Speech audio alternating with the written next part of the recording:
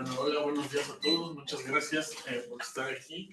Pues como menciona el profesor, yo voy a estar hablando de mi proyecto. El título ahorita tiene ciertas variaciones respecto de los que se ha leído. Por ahora es Cacao en Transición, Sistemas Agroforestales, Competitividad Socioecológica y Economía Social Solidaria en estos tres municipios de Veracruz, Papantla, San Rafael y Martínez de la Torre.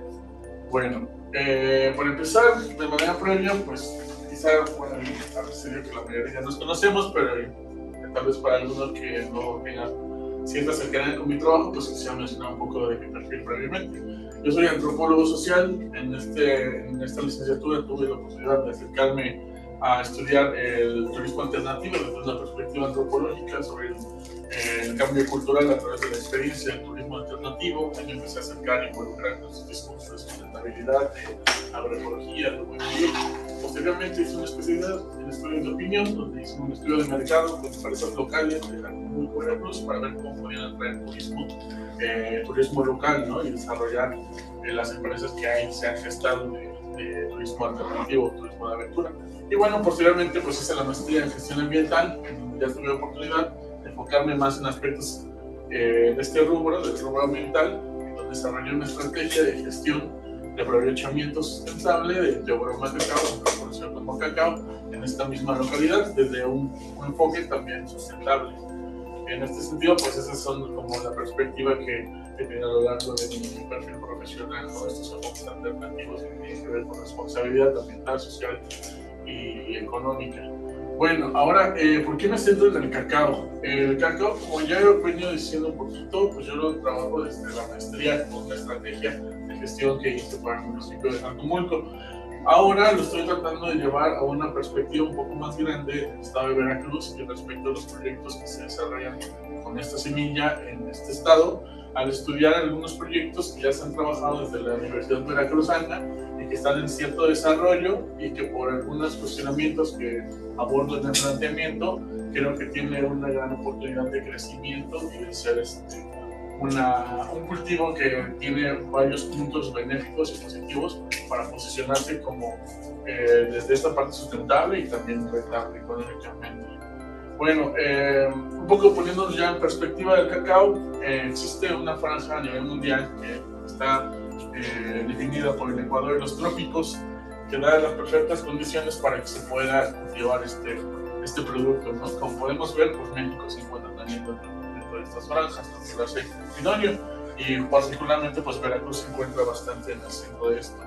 En México también de manera histórica, cultural, ancestral, pues ha sido muy relevante la historia del cacao, ¿no? El centro de domesticación de esta semilla pues se considera Mesoamérica, aunque ya actualmente los países principales donde se desarrolla el cultivo de manera primordial pues son países africanos. Esto tuvo que ver también con algunos movimientos políticos cuando se tuvieron que desplazar algunos cultivos de América a Europa, porque aquí estaban algunos movimientos como las revoluciones, independencias, pero sigue siendo la zona donde principalmente existe de manera ancestral y hay muchísimo conocimiento en cuestiones, por ejemplo, de agricultura local y tradicional respecto a cómo se cultiva asociado a ecosistemas que son propios de la región, que son principalmente selvas o ecosistemas de alta biodiversidad. Y desde este enfoque que más adelante veremos, llamado agrosistemas, justamente se trata de combinar estos cultivos agrícolas que son productivos y rentables con los mismos ecosistemas que ya hay en la naturaleza, digamos, para que de esta manera pueda producirse, pero sin llegar a que se agoten los recursos, ¿no? Bueno, entonces, ya poniéndolo un poco más desglosado, pues podemos decir que hay un desafío en que esta propuesta pues, se pueda consolidar, pero que hay elementos positivos y negativos dentro de ello que podría yo aquí particularizar de manera más exacta, ¿no? Por un lado, pues existe una demanda insatisfecha de cacao a nivel nacional, en donde nos dice que la producción en el país se queda por debajo de la mitad de lo que se consume actualmente a nivel nacional. Desde ahí parte para decir que hay como un potencial de productividad y también para poderlo producir y sembrar y poderlo comercializar.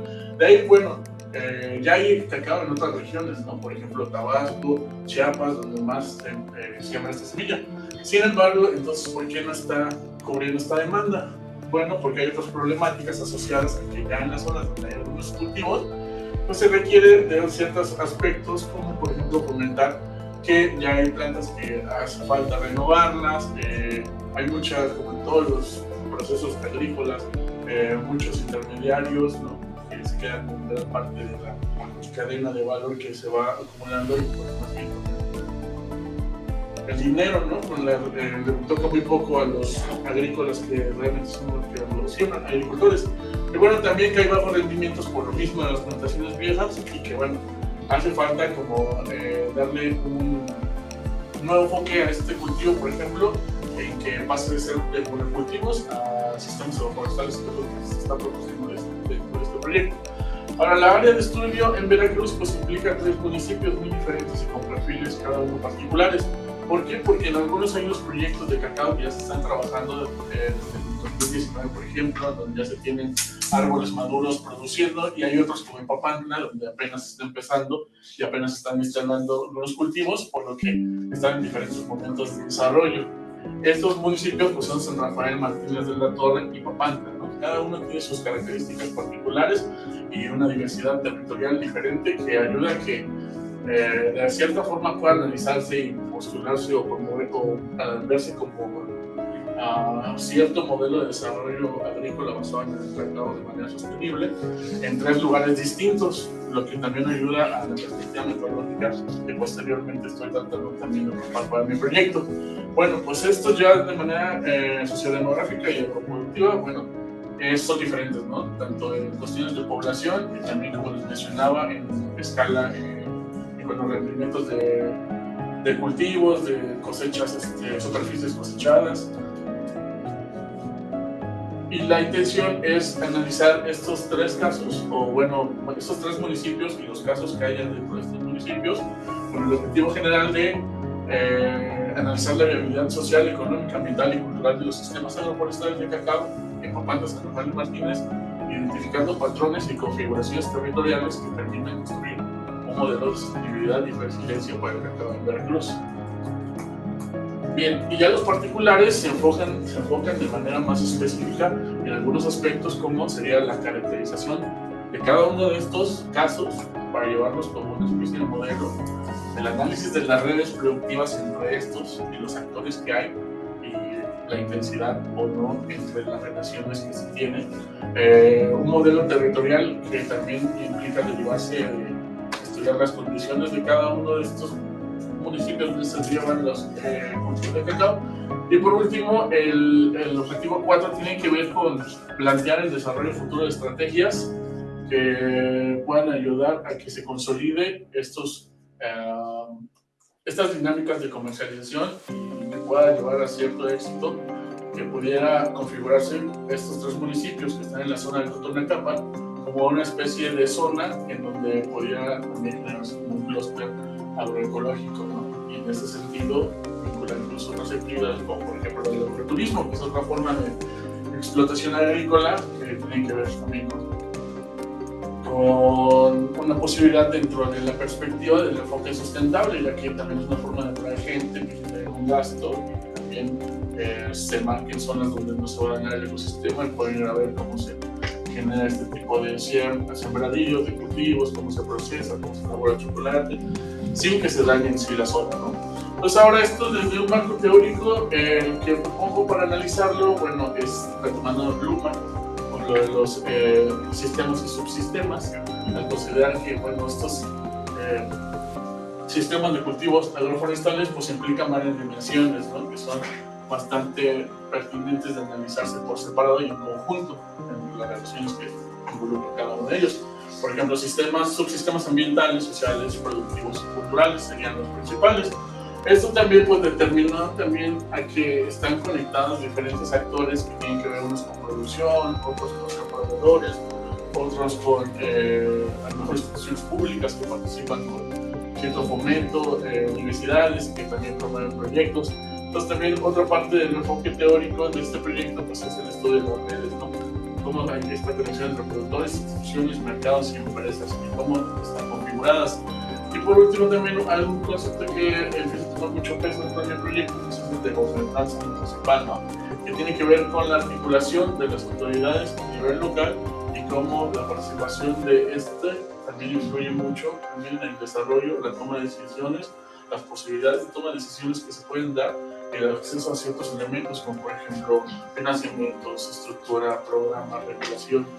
Y bueno, dentro de este enfoque también que tiene que ver con gobernanza municipal, pues hay algunos aspectos donde también es de sumo interés poner cuidado, como por ejemplo estos dos que se llaman overlaps y underlaps, ¿no? Que tienen que ver con, por ejemplo, dentro de una zona, cuáles son los problemas mayormente atendidos y que a lo mejor muchas veces por tener más énfasis en atender estos, se tienden a descuidar otros. Esa principalmente es la diferencia y la dinámica que tienen estos conceptos. Bueno. Entonces, bueno, también parte de este enfoque de economía social solidaria que hemos estado viendo también, y lo que les mencionaba sobre cómo a través de este proyecto puede estudiarse desde este perfil y conceptualidad de las características que conlleva la economía social solidaria, que sea una zona que tenga cierto aprendizaje colectivo, cierta división de la cadena del valor por fases en diferentes como grupos, que haya cooperación pero también competencia, que también haya, por ejemplo, se compartan los proveedores. Todo este perfil que nos marca la economía social también es de bastante valor para analizar esta serie de casos. También esto es un concepto importante dentro del marco teórico de la economía social solidaria para poder analizarlo incluso como clúster agroecológico. Y bueno, está muy ligado también a procesos de agroecología y tecnología social, porque justamente la agricultura, que es donde parto para promover estos proyectos, pues tiene que ver con este perfil alternativo que nos mencionó desde el principio, donde de manera importante para quienes a lo mejor no están tan familiarizados con el concepto de agricultura, pues es que en un sistema diversificado existen diferentes especies que se pueden combinar de alguna forma con el ecosistema nativo, haciendo que estos no se devasten, a diferencia de, por ejemplo, un monocultivo, que tenemos una serie de mismas especies que están desgastando el suelo de manera uniforme al hacer cierto desgaste nutricional de los mismos nutrientes en el suelo, y que conlleva también muchas dependencias, ¿no? Económicas, por ejemplo, de invertirle en agroquímicos, en fertilizantes, a diferencia de este otro que al haber asociación de dos o más especies está tratando de ayudar entre sí. Por ejemplo, cuando una le provee de sombra a la otra, o cuando una es rica en nitrógeno, por ejemplo, hay una serie de vínculos entre estas especies dentro de un sistema agroforestal que a diferencia del monocultivo no existen, ¿no? Entonces, por eso es que este tiene un enfoque sustentable, porque conlleva esa responsabilidad social, económica y ambiental. También hay un enfoque de agrosistemas, de tener más especies, pues a lo largo del ciclo anual se tienen más productos para vender y comercializar, ¿no? Entonces, bueno, dentro de este proyecto lo que estoy tratando, dado que hay ciertas características o categorías que pudieran definirse dentro de uno de estos económicas, políticas, sociales, culturales, ambientales, es aplicar el método comparado, ¿no? Que conlleva a la lógica booleana. Aquí de manera sencilla y muy simplificada voy a tratar de explicárselos. El método comparado, pues como lo mencionaba, permite identificar patrones causales en realidades distintas. Es útil para estudiar política pública, gobernanza y estructuras socioeconómicas. El lenguaje booleano, dado que este método trata de manera muy específica sistematizar información cualitativa, conlleva ciertos símbolos específicos para esto, que básicamente a grandes rasgos son estos. Implica que haya condiciones presentes o ausentes, que las hayan a la par, es decir, al mismo tiempo, que exista una u otra y que la relación de una dé por resultado otra. Ejemplo, cuando A y B, cuando existe A y B, se da V. Cuando hay redes, por ejemplo, A y diversidad B, existe viabilidad V.